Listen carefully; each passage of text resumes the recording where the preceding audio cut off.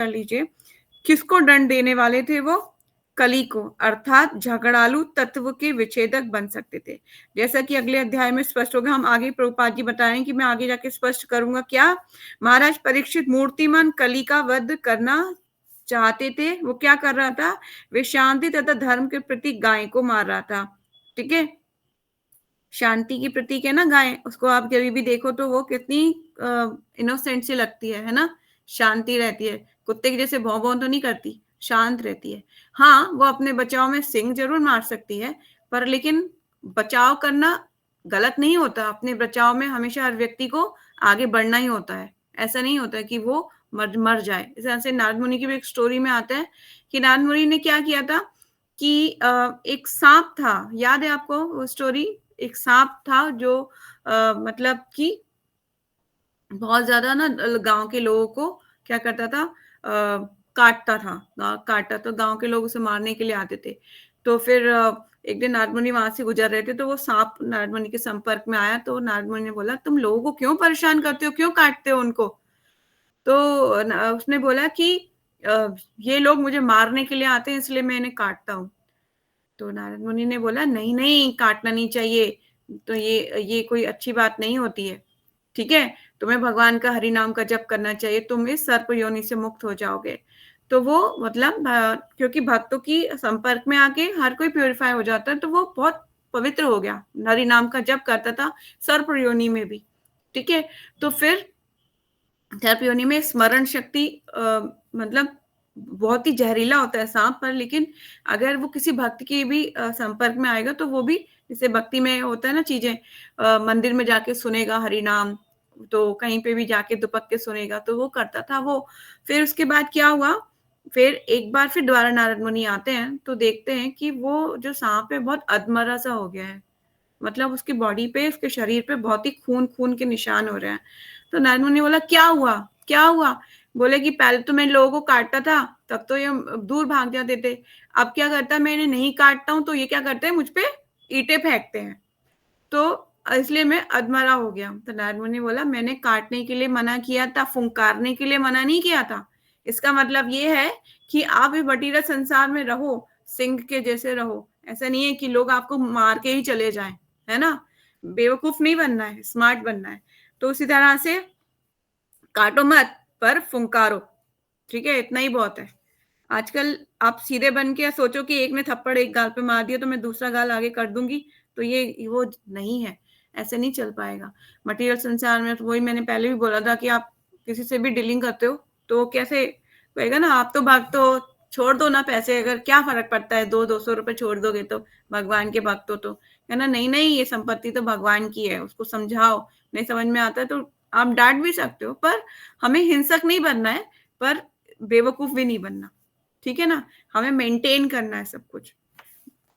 आगे चलते, तो यहाँ बोल रहे हैं कि कली अर्थात झगड़ालू तत्वों के विच्छेदक बन सकते थे, जैसा कि अगले अध्याय में स्पष्ट हो जाएगा। महाराज परीक्षित मूर्तिमान कली का वध करना चाहते थे, क्योंकि वे शांति तथा धर्म का प्रतीक गाय को मारने का प्रयत्न कर रहा था। कली के लक्षण हाईलाइट कर लीजिए, आपके पास हाईलाइटर हो तो।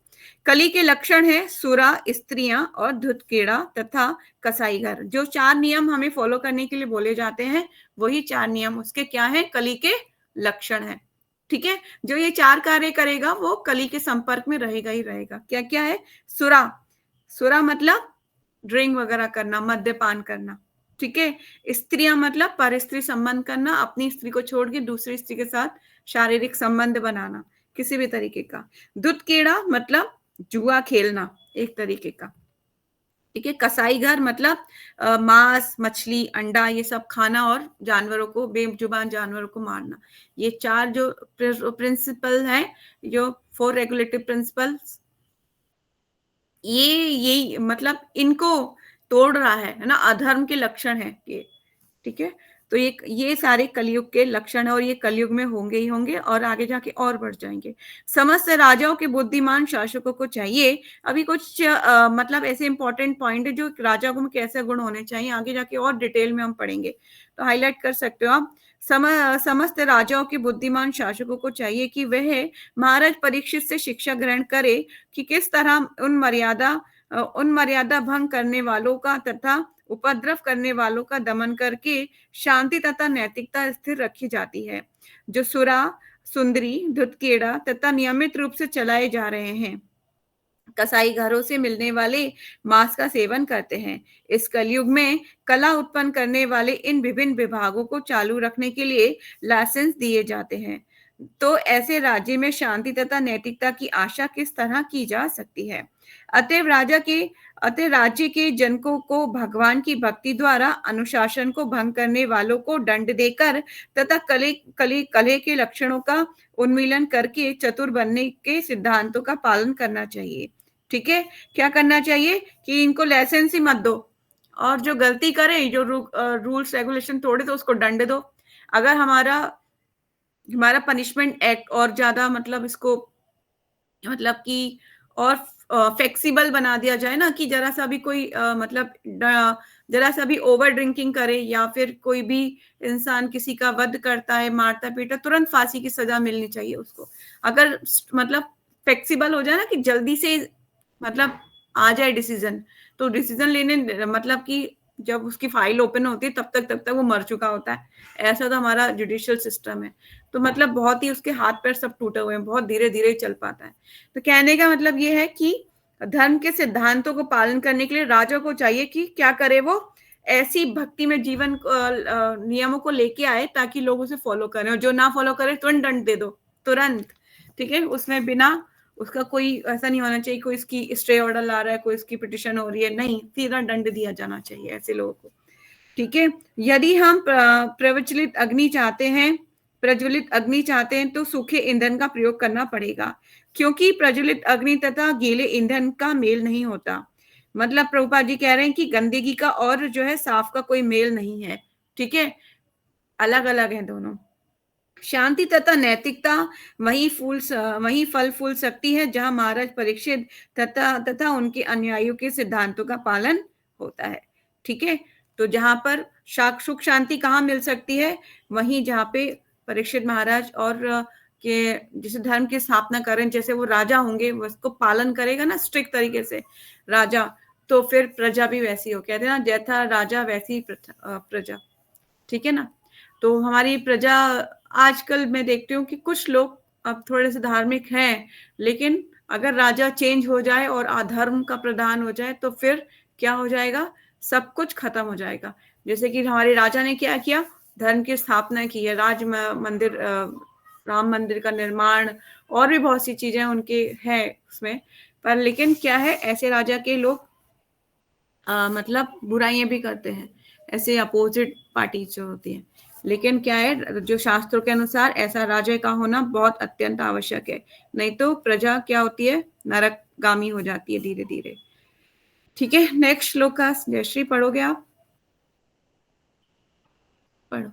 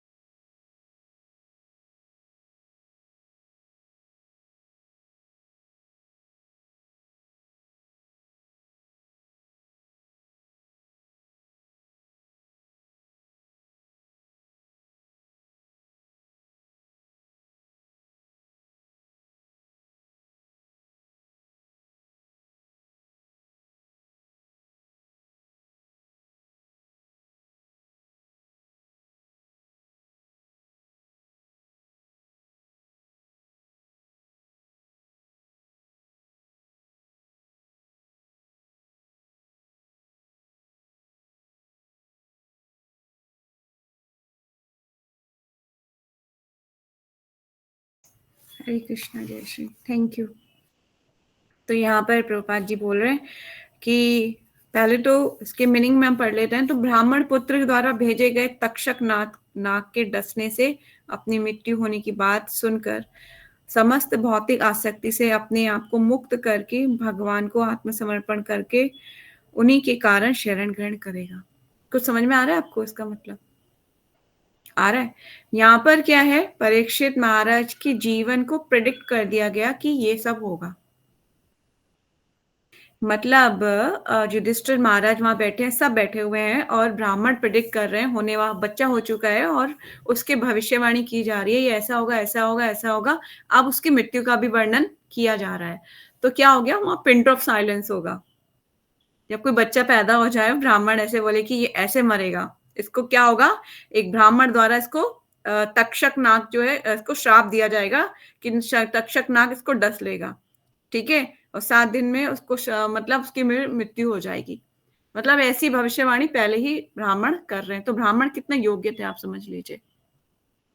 आजकल ब्राह्मण ऐसी भविष्यवाणी नहीं करते, उन्हें खुद का नहीं पता तो वो दूसरों का भी नहीं बता पाते। ऐसे ब्राह्मणों की आजकल बहुत कमी है ना? ब्राह्मण है ही नहीं ऐसे।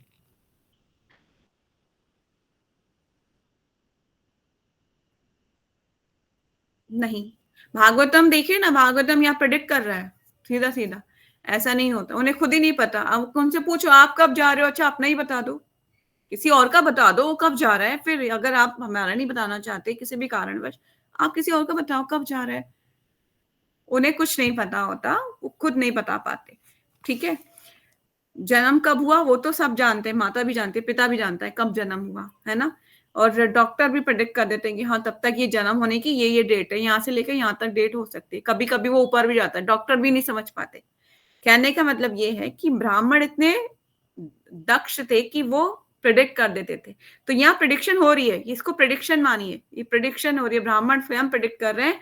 वे ब्राह्मण पुत्र के द्वारा भेजे गए तक्षक नाग के डसने से अपनी मृत्यु की बात सुनकर समस्त भौतिक आसक्ति से अपने आप को मुक्त करके, अभी बोलेंगे अपने आप को मुक्त भी कर लेगा, किससे, भौतिक आसक्ति से, है ना। क्योंकि मटेरियल, अगर कोई राजा है और उसको सब कुछ छोड़ना है तो ये आसान काम नहीं होता है, बहुत डिफिकल्ट है। अपनी पोजीशन से सीधा अपनी पोजीशन को छोड़ के और जो है मतलब भगवान की भक्ति में लग जाना इट्स नॉट इजी। अपनी वो पूरे क्षेत्र, पूरे विश्व के सम्राट थे, पूरे विश्व के सम्राट, ठीक है, पूरी पृथ्वी के सम्राट, ना कि सिर्फ भारतवर्ष के, ना कि सिर्फ दिल्ली के, पूरी पृथ्वी के सम्राट। लगा लीजिए पूरी पृथ्वी कितनी बड़ी है और उसके सम्राट होना कितने सौभाग्य की बात है। तो बता रहे हैं कि वे ब्राह्मण पुत्र के द्वारा भेजे गए तक्षक नाग के डसने से अपनी मृत्यु होने की बात सुनकर समस्त भौतिक आसक्ति से अपने को मुक्त करके भगवान को आत्मसमर्पण करके उन्हीं की शरण ग्रहण करेगा, ठीक है, भगवान की शरण ग्रहण कर लेगा वो।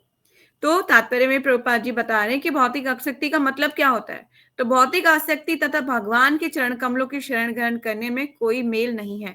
भौतिक आसक्ति और भगवान की शरण, ये दोनों साथ साथ चल ही नहीं सकती, आपको वन साइडेड होना ही पड़ेगा, ठीक है।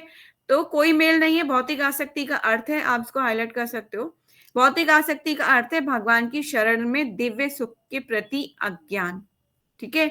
मतलब हम ये अज्ञान है हमारे अंदर कि भगवान की शरण जो मतलब भौतिक आसक्ति को इतना इंपॉर्टेंट ले रहे हैं कि हम भगवान की शरण को बहुत नीचा समझ रहे हैं। लेकिन ये क्या है, बहुत महान चीज है, ठीक है। इसलिए भक्ति का गहना, इस ऑर्नामेंट जो होता है वो बहुत इंपॉर्टेंट होता है। इसको कभी भी किसी भी हालत में हमें इसका परित्याग नहीं करना चाहिए, ठीक है। ये एक ऐसी चीज है जैसे कि जिसका कोई मोल नहीं चुकाया जा सकता, बेमोल है। बेमोल कहते हैं भगवान के लिए बेमोल बिक जाओ, है ना। तो अगर आपको चूज करना पड़े कभी भी कि ये करूं या ये करूं, तो हमेशा क्या चूज करना चाहिए, भगवान को चूज करना चाहिए, ठीक है ना। आगे चलते हैं। ये संसार में रहते हुए भगवान की भक्ति में सेवा के साथ दिव्य संबंध बनाए रखने के लिए अभ्यास करने का साधन है। और जब ये परिपक्व हो जाती है तो मनुष्य भौतिक आसक्ति से मुक्त हो जाता है। जब हमारी भक्ति भगवान के लिए परिपक्व हो जाएगी तो हम क्या हो जाएंगे, भौतिक आसक्ति से मुक्त हो जाएंगे। भौतिक आसक्ति मतलब कि ये मेरा घर है, मेरे बच्चे, मेरा सब कुछ ये मुझे दिया गया है, मेरा घर, मेरे बच्चे, मेरी गाड़ी, मेरा बंगला, है ना, ये सब मेरा है, नहीं।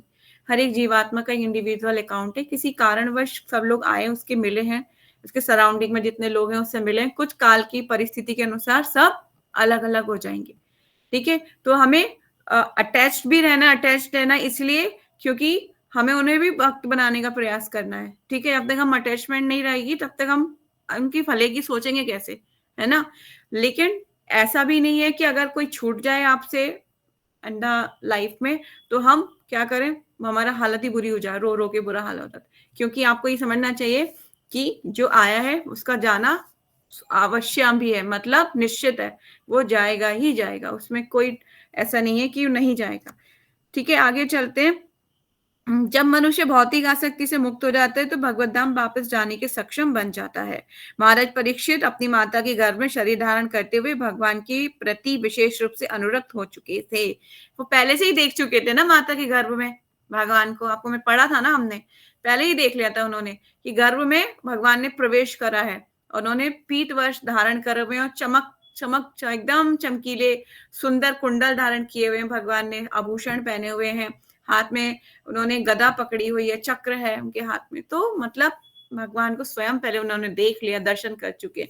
तो कहते हैं ना किसी खूबसूरत चीज को जब आप देख लो, जिसको मतलब इमेजिन नहीं कर सकते आप, खूबसूरत भगवान को देख लिया उन्होंने और देखने के बाद भगवान फिर अंतर ध्यान हो जाते हैं, तो मन विचलित हो जाएगा, है ना? जैसे कि अभी भगवान स्वयं आपके सामने आ जाए और फिर भगवान थोड़ी सी छवि दिखा के और फिर चले जाए, अंतर ध्यान हो जाए। जैसे नारद मुनि के टाइम पे हुआ था, नारद मुनि उनका ध्यान कर रहे थे, है ना? जंगलों में चले गए थे ना छोटे से बालक नारद मुनि। तो फिर क्या हुआ था, भगवान ने कुछ क्षण के लिए उन्हें दर्शन दिए थे और फिर वो अंतर ध्यान हो गए थे। तो भगवान ने बोला था बाकी के दर्शन उन तुम्हें कब होंगे, जब तुम मेरे धाम वापस आ जाओगे, तुम्हारी भक्ति परिपक्व हो जाएगी। तो कहने का मतलब ये है कि उन्होंने परीक्षित महाराज ने जब देखा भगवान को कि बहुत सुंदर है, तो देखने के बाद फिर भगवान अंतर्ध्यान हो गए, तो वो क्या करते थे, हर एक में भगवान को देखने का प्रयास करते थे, कि परीक्षण करते थे सबका कि ये भगवान तो नहीं, कहीं ये भगवान तो नहीं, इसीलिए उनका नाम परीक्षित पड़ा। और उनका असली नाम क्या था, विष्णु रात, उन्होंने जो ब्राह्मणों ने उनको नाम दिया था। ठीक है, तो आगे चलते हैं। तो विशेष अनुरक्त हो चुके थे और निरंतर भगवान की शरण में रहे थे। ब्राह्मण पुत्र द्वारा दिए गए श्राप को 7 दिन के भीतर ही अपनी मृत्यु की तथाकथित चेतावनी उनके लिए वरदान थी। ठीक है, अगर आपको पता चले कि मैं इतने दिनों के अंदर जाने वाली हूँ, तो ये विचलित होने के बजाय कि सब कुछ छूट जाएगा, इससे अच्छा होगा कि जितना हो सके मैं स्पिरिचुअल इंक्लाइन रहूं, ज्यादा से ज्यादा मैं भगवत भागवतम का श्रवण पठन पाठन करूं, लोगों को बताऊं, जो मतलब मैं जितना कर सकती हूँ उतना मैं करूं, है ना? हर परीक्षित महाराज तो सोए भी नहीं, ना खाए पिए सोए, कुछ नहीं किया। ऐसा ही होना चाहिए। जब मृत्यु का समाचार मिल जाए कि अब मृत्यु आने वाली है, तो ऐसे ही रहना चाहिए। और आगे जाके हम पढ़ेंगे कि मृत्यु का समाचार सबके पास है, सब जानते हैं हम कभी भी मर सकते हैं, किसी भी क्षण मर सकते हैं। फिर भी हमें लगता है ये मरा है, मेरा समय थोड़ी नहीं आया है अभी। अगर हम किसी को मरे हुए, हम किसी की डेड बॉडी को जाते हुए देखें तो हम सोचते हैं ये मरा, मेरा समय तो, मैं तो अभी बहुत जवान हूँ, मेरा समय आने अभी तो बहुत टाइम लगेगा मुझे ना, ऐसा लगता है। पर ऐसा नहीं है, कोई भी किसी भी टाइम जा सकता है। तो बी रेडी। तो इसलिए हमें भक्ति में एक्टिविटीज में मोर मोर मोर एंगेज रहना चाहिए, है ना? समय का कोई भरोसा नहीं, कब भूकंप आ जाए, आपके सर पे दीवार गिरे और आपका हरि बोल हो जाए। तो बी प्रिपेयर योरसेल्फ। ठीक है, तो हमें हर क्षण इसी ऐसे ही जी बोलते हैं कि हमें हर क्षण ऐसी भक्ति करनी चाहिए, this is the last chanting in my life. ऐसी इंटेंस चैंटिंग करनी चाहिए कि मैं आज मेरी जिंदगी की आखिरी माला कर रहा हूँ। ऐसा भगवान से प्रेयर करनी चाहिए, ऐसी साधना रखनी चाहिए कि अगर मेरी साधना अगर नहीं हो पा रही है, नहीं कर पाई, तो उसे मैं करूं, क्योंकि पता नहीं समय कब गुजर जाए और कल का दिन मैं देख ना पाऊं। इसीलिए हेयरिंग रीडिंग सब कुछ हो जाए। तो मेरी तो यही इच्छा है कि जब मैं मेरी मृत्यु आए तो मेरा सारा कुछ साधना कंप्लीट हो, ताकि मैं भगवान के पास जाऊं तो मुंह दिखा सकूं, हाँ कृष्णा आज मैंने माला करके आई हूँ। तो कहने का मतलब ये है कि हमें अपनी जिंदगी में, अपनी लाइफ में, डे टू डे लाइफ में हमें अपनी भक्ति में सेवा और साधना को इतना परिपक्व रखना चाहिए कि कभी भी मृत्यु आ जाए तो be ready in every moment, है ना? हम भगवान को बोल सके हाँ भगवान आज मेरी चैंटिंग हुई है, आज मैंने माला किया है। ठीक है, ऐसा नहीं कि कोई बात नहीं, कल हो जाएगी ना, क्या फर्क पड़ता है, अभी तो बहुत टाइम पड़ा है, तो बहुत टाइम पड़ा है। टाइम कुछ नहीं पड़ा है। ठीक है, ये टाइम कभी भी जा सकता है, कभी भी किसी भी क्षण प्राण शरीर से छूट सकते हैं। ठीक है, तो चलते हैं आगे। ब्राह्मण के पुत्र द्वारा दिए गए श्राप के 7 दिन के भीतर ही अपनी मृत्यु की तथाकथित चेतावनी उनके लिए वरदान थी, क्योंकि इससे वे भगवत धाम वापस जाने की तैयारी कर सकते थे। चूंकि वे भगवान द्वारा सदा ही रक्षित थे, अतः वे चाहते तो भगवत कृपा से इस श्राप के प्रभाव से बच सकते थे। ये बात सच है। वो चाहते थे कि अगर वो देखिए, वो ये देख रहे थे कि बचपन में भगवान ने मुझे बचाना चाहा, तो मुझे बचा लिया माता के गर्भ में भी प्रवेश करके। पर अब भगवान की इच्छा है कि मैं क्या जाऊं, ये धाम को छोड़ के मैं चला जाऊं, क्योंकि भक्त क्या है कि वो हर स्टेज में ये जानता रहता है कि जो भी कुछ हो रहा है भगवान की इच्छा से हो रहा है, और उसको मुझे भगवान की इच्छा को समझ के आगे बढ़ना चाहिए। ठीक है ना? तो अब उन्होंने उसमें हस्तक्षेप नहीं करा। जो चीज घट रही थी उसमें उन्होंने कोई भी इंटरफेयर नहीं करा। उन्होंने कहा कि अगर मुझे श्राप मिला है तो मैं इसमें हस्तक्षेप नहीं करूंगा। वो चाहते तो इस श्राप से बचने के लिए बहुत सारे उपाय कर सकते थे। कहते कि राज्य में घोषणा कर देते कि कहाँ पे भी तक्षक को उसे जला के भस्म कर दो, है ना? ब्राह्मणों द्वारा ऐसे ऐसे ब्राह्मण होते थे कि वो अपने मंत्रों के द्वारा ही उस चीज को मार सकते थे, कर सकते थे, बच सकते थे उस श्राप से भी, कैसे भी करके। पर उन्होंने इसको भगवान का एक इच्छा समझ के उसको स्वीकार किया कि भगवान ने मुझे अब निमित्त बनाया किसके लिए? भागवतम में, क्या कि भागवतम का श्रवण हो और पाठन हो सके। ठीक है? और वो भगवत धाम वापस जा सके। भगवान मुझे अपने धाम बुलाना चाहते हैं, तो ये एक माध्यम है, भगवान ने मुझे निमित्त बनाया। ठीक है? तो किसी भी कारण से भगवत कृपा का अनुपयुक्त लाभ उठाना पसंद नहीं किया। उपयुक्त उन्होंने इस नुकसान के सौदे का सर्वोत्तम लाभ उठाया। ठीक है? वो नुकसान जरूर लग सकता है भौतिक रूप से कि उन्होंने अपनी मृत्यु के लिए कुछ नहीं करा, पर ये उनके लिए क्या था? सर्वोत्तम लाभ उठाया उन्होंने इसका। उन्होंने लगातार 7 दिनों तक उपयुक्त पात्र से श्रीमद् भागवतम सुना, और इस तरह वे भगवान के चरण कमलों का आश्रय प्राप्त कर सके। ठीक है? तो भगवान के चरणों का आश्रय उन्होंने इस तरह से प्राप्त किया। तो अभी हमारे पास 10 मिनट हैं, पर लेकिन मेरी थोड़ी क्लास है, तो 1 मिनट हम वो ले सकते हैं। आज हम इतना ही पढ़ेंगे, और कोई क्वेश्चन है तो ले सकते हैं सिर्फ 1 मिनट के लिए। नेक्स्ट मेरी क्लास शुरू हो गई होगी। और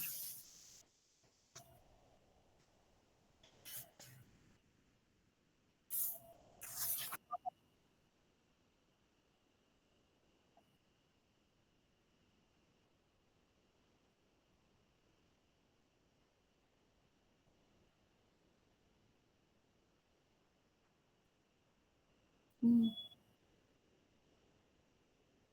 हम्म,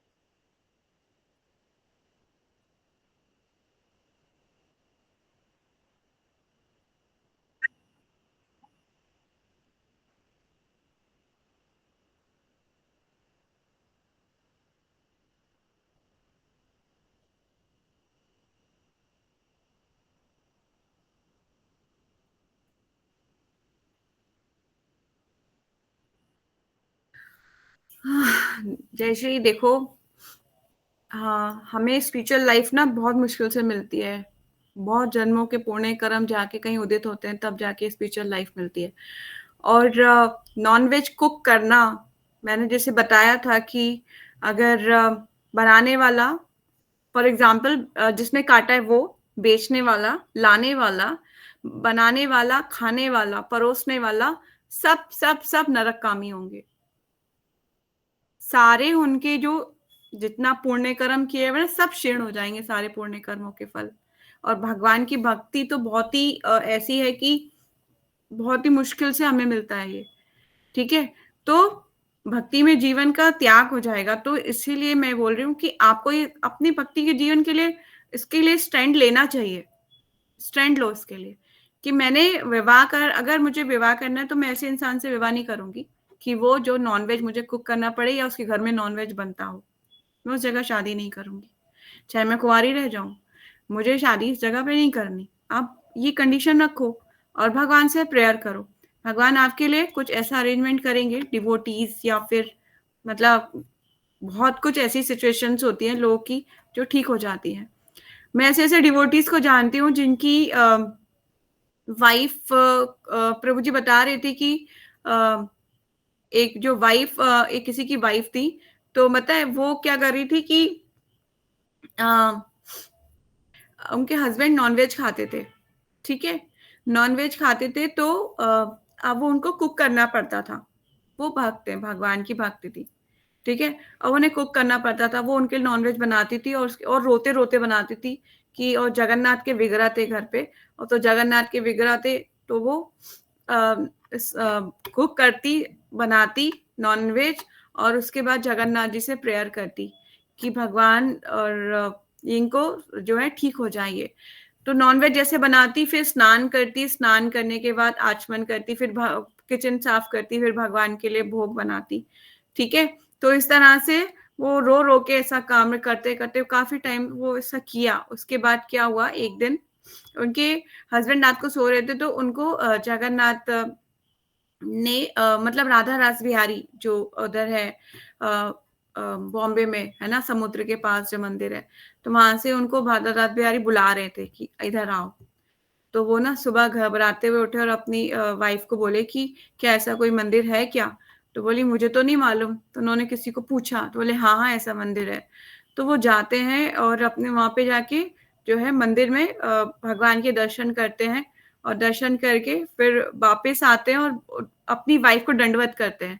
और दंडवत करने के बाद वो उन फिर कहते हैं कि मुझे क्षमा कर दो, तो मुझे इतना सहन कर रही थी, और मैं जो है तुम्हें क्या कर रहा था, मतलब कुकिंग करने के लिए, नॉनवेज खाने मतलब बनाने के लिए मजबूर किया मैंने, तो मुझे क्षमा कर दो। तो उसी टाइम से ना वो उन्होंने जितने भी बर्तन जिसमें वो नॉनवेज कुक होता था सबको खिड़की से बाहर फेंक रहे थे, सब बर्तन खिड़की से बाहर फेंक दिए, और सिलेंडर भी फेंकना चलते। तो बोली नहीं नहीं सिलेंडर मतलब सिलेंडर तो बदल जाएगा। तो कहने का मतलब ये है कि सिचुएशंस सबकी अलग अलग हो सकती है ना, कंडीशन अलग अलग हो सकती है, पर अगर जानबूझ के आप उस सिचुएशन में फंसना चाहते हो कि कोई मर्सी, अगर मैं फंस जाऊं सिचुएशन में फिर मर्सी होगी, तो ये पॉसिबल नहीं होगा। ये जानबूझ के आप अपने गले में ना फंदा डाल रहे हो नरक का, तो जानबूझ के मत करो ये काम। ये तो उन लोगों के लिए था कि जो मतलब ऑलरेडी इस सिचुएशन में फंसे हुए हैं, है ना।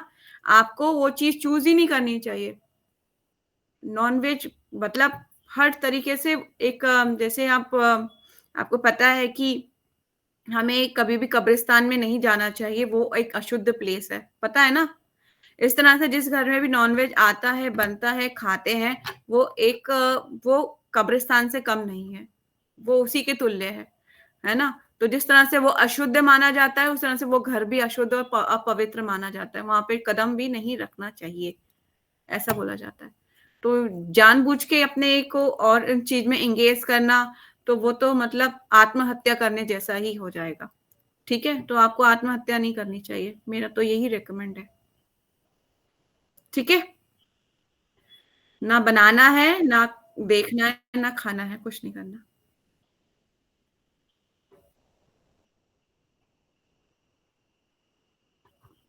हाँ, और ये यहाँ से पूछ के आना, भक्ति में पूछ के करना चाहिए था, ऐसा कुछ नहीं होता। माता से पिता का आकर्षण स्वयमेव होता है। उसके लिए उसको किसी कोई मतलब जाके कोई बुक रीड नहीं करनी पड़ती उसको। जिस तरह से इसी तरह से जीवात्मा का भगवान से जो आकर्षण है स्वयमेव है ना। उसको स्वयं वो जब में उनकी कांटेक्ट में आएगी जीवात्मा, तो स्वयं ही वो मतलब उसको एडवांटेज फील करेगा, भगवान का आकर्षित होगी देख के, है ना। ये स्वाभाविक गुण है आत्मा का, ठीक है। तो वो अपने स्वामी से अलग कैसे रह सकता है। जब कहते हैं ना कई जन्मों जन्मांतर के बिछड़े हुए, जब भगवान को देखा तब मुझे समझ में आया कि हाँ कृष्ण, तुमसे सुंदर तो संसार में कोई नहीं है, और तुमसे अच्छा भी कोई नहीं है। तब हमें समझ में आता है। तो ये इतना कुछ जानने के बाद भी अगर हम आत्महत्या करने की सोचें, तो वो गलत है ना? मैं आपको सब कुछ बता दूँ सारी मतलब किसी भी मेडिसिन की मतलब कि इसको खाने से ये प्रॉब्लम होगी, ये होगी और आप वही काम करो, तो मतलब एक तरीके से आत्महत्या करने के तुल्य है ऐसा। तो वैसे भी आपको पहले भी बोला गया है कि इनिशिएशन भी तभी मिलेगा जब आपके यहाँ नॉन-वेज नहीं होगा आस-पास, तभी इनिशिएशन मिलेगा। तब तक इनिशिएशन भी नहीं मिलेगा क्योंकि इनिशिएशन के बाद तो आप उस पोट्स में भी नहीं, उस घर के पानी में भी, उस गिलास में भी नहीं पी सकते जो ऑलरेडी किसी ने नॉन-वेज खाने वाले इंसान ने पिया हुआ है, उस घर का पानी भी नहीं पी सकते। समझ गए ना आप? तो it's very strict rules and regulations होते हैं। ठीक है? तो आज हम यही पढ़ेंगे, बाकी अगर कोई क्वेश्चन है तो आप पर्सनल मुझे पूछ सकते हो। ठीक है? वाञ्छाकल्पतरुभ्यश्च कृपा सिन्धुभैव च पतितानां पावनेभ्यो वैष्णवेभ्यो नमो नमः। अनंत कोटि वैष्णव भक्तवृंद की जय। नामाचार्य दास ठाकुर की जय। जगत गुरु श्रील प्रभुपाद श्रील गुरुदेव की जय। ग्रंथराज श्रीमद् भागवतम की जय। निताय गौर सीतानाथ प्रेमानंदे। हरि हरि बोल। Hare Krishna. Thank you so much. जय श्री प्रीति माता जी। निताशा। हरे कृष्णा। हरे कृष्णा।